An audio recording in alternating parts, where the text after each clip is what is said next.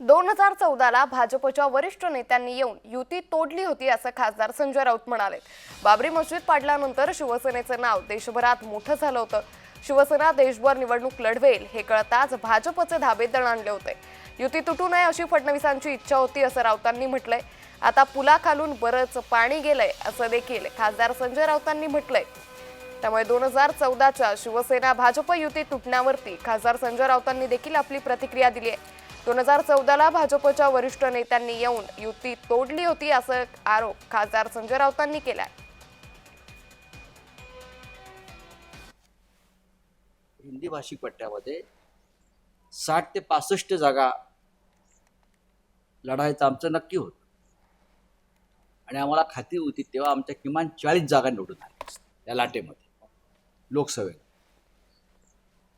आणि आमची तयारी सुरू असतानाच हे जेव्हा आम्ही जाहीर केलं तेव्हा भारतीय जनता पक्षाचे धाबे दणाणले।